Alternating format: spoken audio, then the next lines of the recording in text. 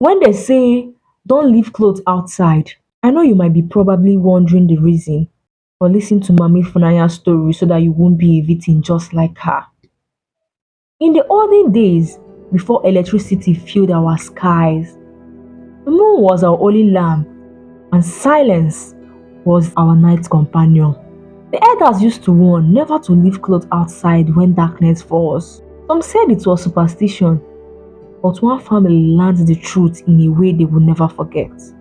In the quiet village of Omoma, there lived a humble woman named Mami Funaya. Her husband Okeke and their only daughter Ifunaya, a sweet 10-year-old girl with eyes bright like morning dew. They were poor but happy. Mami Funaya sold pap at the market and Okeke worked as a carpenter. Every evening, laughter filled their small compound. But Mami Funaya had a habit. Whenever she washes clothes, she often leaves them outside to dry, even at night.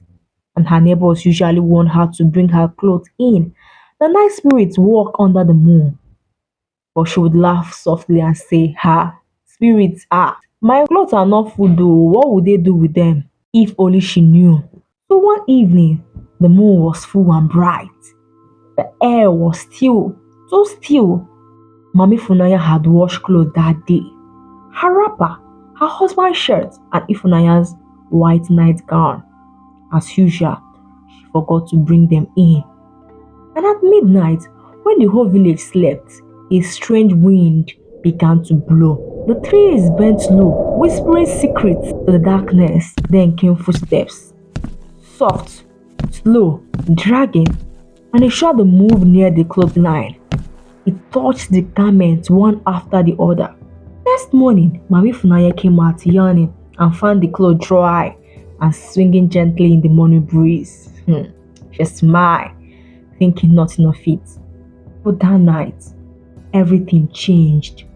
Ifunaya woke up screaming in the middle of the night. Mama, Mama, someone is calling me outside. Her mother rushed to her side, holding her close, and told her it was just a dream. But Ifunanya, seeing what she saw, shook her head crying. She told her mom that a woman in white was standing under the tree. She was wearing the white gown they left outside. Mami Funaya's blood went cold and she remembered the warnings. The next night, she locked the door tightly and prayed. But around midnight, Ifunaya began to talk in her sleep.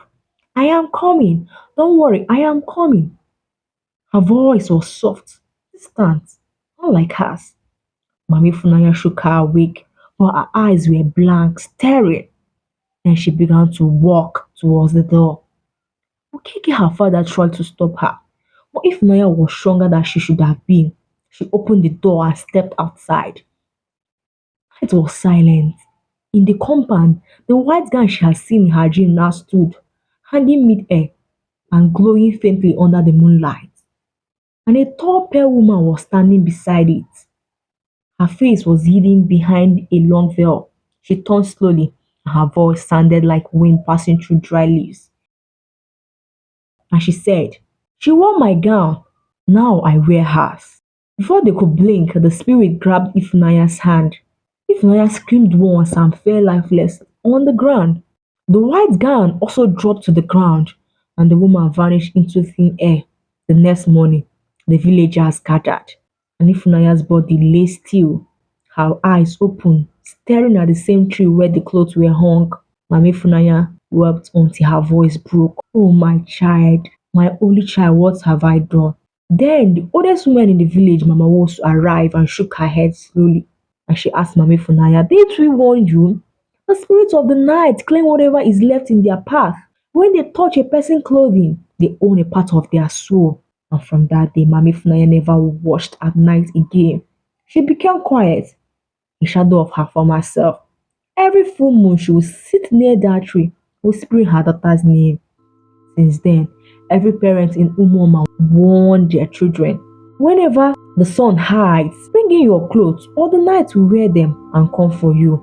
To this day, people still hear footsteps near Mami Funaya's tree during full moon. And when the wind blows, it sometimes whispers a name. Ifunaya.